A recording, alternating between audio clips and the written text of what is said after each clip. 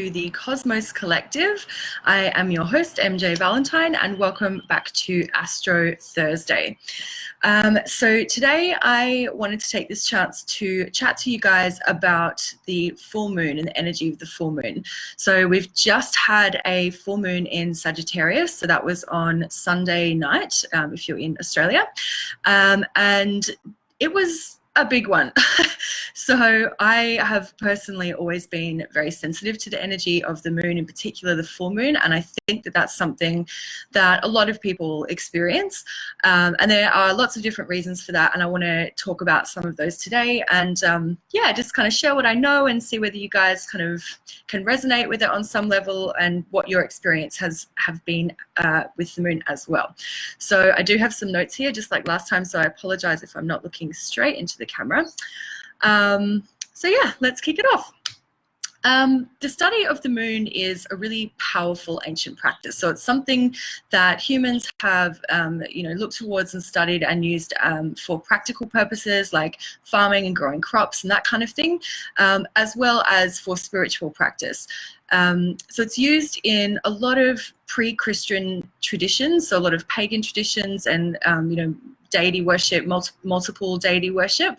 And it's usually sort of seen as a symbol of birth, of growth, fruition, death, and rebirth. And that's because of the cyclical nature of the moon. So it's sort of never-ending cycle. It's not something that's linear.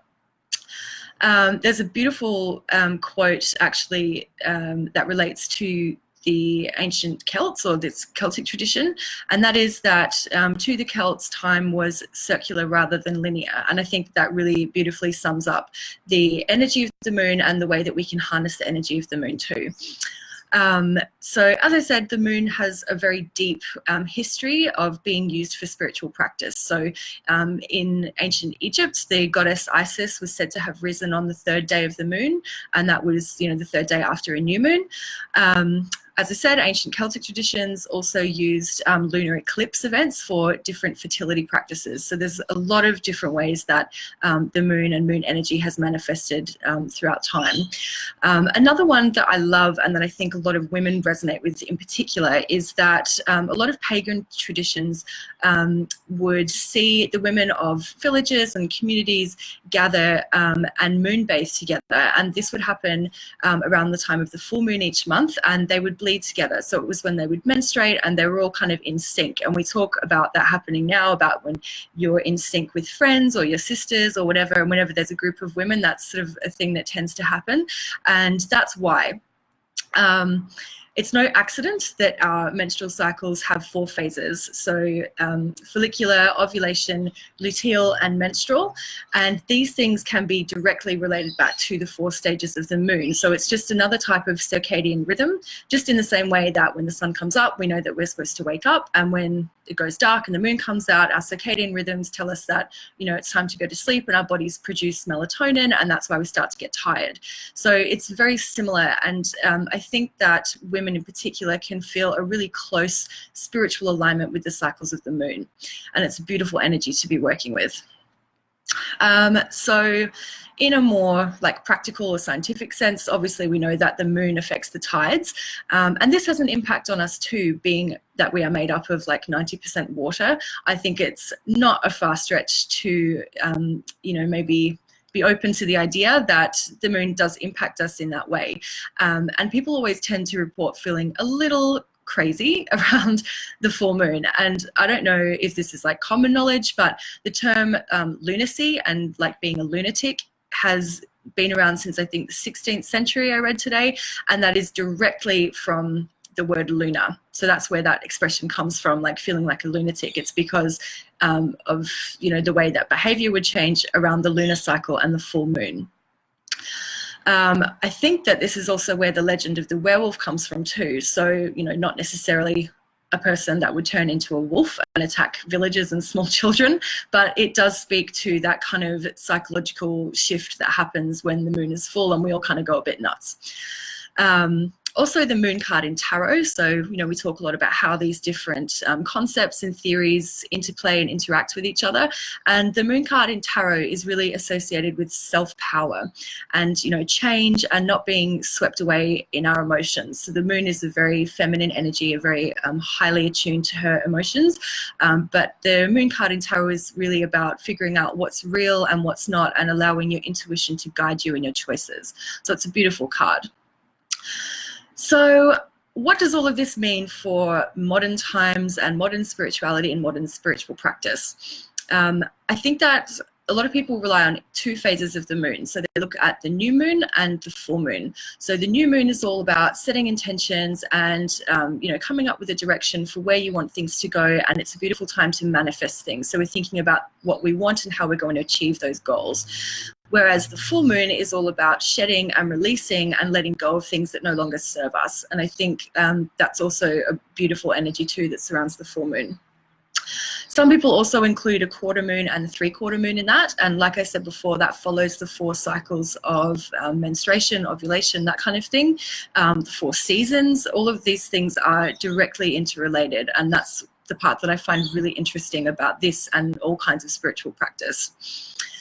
So we discussed a little bit about the moon. I think that was last week when we were talking about the 3 pillars of personality in terms of astrology. So that was your sun, your moon, and your ascendant. So just to recap on some of that information, the moon is a very feminine energy. As I've just said, she is associated with feeling emotions, you know, feeling things very deeply, and also fertility. Where the moon falls in your natal birth chart, which we also looked at last week, informs how you will experience emotions. So if you want to look into that a bit more, you can pull up your birth chart, and the instructions on how to do that are in the last live that I did on Astro Thursday. So you can just go to astro.com and put your details in, and it will tell you what sign the moon was in at the time that you were born. So interestingly enough, the next full moon is in Capricorn, and that's on the 17th of July, and that is my natal moon placement. So I'm probably going to get my ass kicked again. I guess in a broader sense, utilizing the waxing and the waning moon. So that's when the moon appears to be getting bigger and growing. And then when it starts, it's then full, and then it starts to disappear and wane. It's a time to focus on birth and life and closing down of our lives. So back to the full moon. So the energy of the full moon is when it's at its peak. It's the strongest, and it is a very sort of tense, tight, that feeling of like pent up energy. And I think that's what tends to drive people a little nuts. And I know a lot of people say that they love to go out, they go out partying or whatever around the time of a full moon because the energy is so high. It also happens to be when there's a lot of accidents. So often, you know, motor accidents and things like that happen because the energy is so frenetic.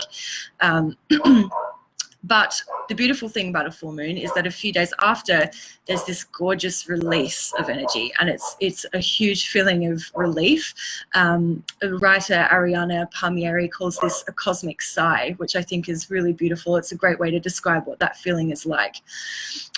So that time, the full moon and the few days after, is the perfect time to let go of what no longer serves us.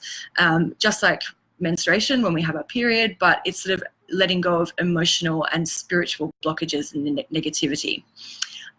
It's a beautiful time to forgive as well, and there's a lot of different rituals and practices that we can do around the full moon for forgiveness, but also getting back in touch with your emotions and allowing yourself to experience things that you may have been bottling up or maybe not processing in really healthy ways. So the full moon is a great time to acknowledge that tension and then come up with a way to release it and allow it to flow. So on that note, working with full moon energy. So we don't have to be dancing naked in a field with a bunch of dandelions under the light of the full moon, as appealing as that maybe sounds. Some of the things that we can do are as simple as just writing down a problem that you've been having or an argument that you've had with someone that you just can't let go because oh, it's just so annoying, and allowing yourself to feel that tension and then allowing that tension to release. Most often, I think people find that the tension will release in the few days after the full moon, but you can sort of do this exercise at any time. Obviously, the most powerful time to do it is the night of the full moon, preferably in the light of the moon, but it doesn't really matter. The thing that matters more is the intention behind it, because it's your thought processes around it and your beliefs that will create more of that energy, and that's how we want to be working with that type of energy. So a great way to do this, as I said, is to write down the problem, or write down, a bit about an argument or a person that you've been struggling with, and then write a statement that begins with "I forgive" or "I release," and then acknowledging that feeling of letting it go. I guess sort of looking the problem in the eye is another way to to see that. Also, just general reflection on those types of feelings too. So you don't necessarily have to write it down. It might just be a chance for you to sit with your thoughts for a little while, maybe do a meditation. But yeah, you could journal it if you want to. It depends on what you're most comfortable with. The full moon is not a great time to confront people or situations that you are holding a lot of tension around. I think that unless you're really emotionally ready and you're in the right frame of mind to let those things go and to have that a deeper emotional experience and connection with a person or a problem, it's not the best time, because we all tend to say things and do things that we don't really mean when the full moon is around, and that definitely makes it more difficult. So yeah, I guess that is pretty much everything I wanted to talk about tonight. I do hope that you found it interesting. I think working with the full moon is a really simple way to start working with lunar energy, and it's, it can be really healing. Yeah, it's a simple practice, like the simple act of writing things down and then letting them go. You could maybe burn the paper after as well if you want to give it like a bit of extra oomph. But yeah, it's all about just starting to feel receptive and open to those practices. So, as I said, the next full moon is on the 17th of July, and that is happening in the sign of Capricorn. So yeah, I would encourage you to think about what you might want to release or let go at the next full moon. If there's anything that comes up between now and then, maybe make a note of it, or write it in a journal, or just think about how you might want to front up to that energy and release that tension. And I promise you that if you do, you're going to feel so much better in the few days after. Personally, I felt this morning like this huge weight had just been lifted off my shoulders, and yeah, it's a nice feeling. So yeah, if there's anything in particular that you'd like to address with the energy of the next full moon, feel free to drop it in the comments.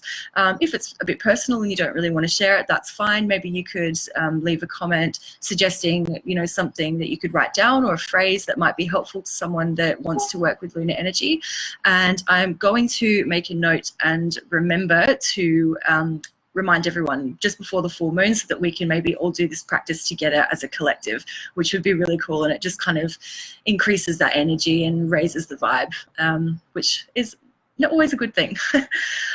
So again, I hope that you found this fun and interesting, and I will be seeing you guys again very soon. Bye.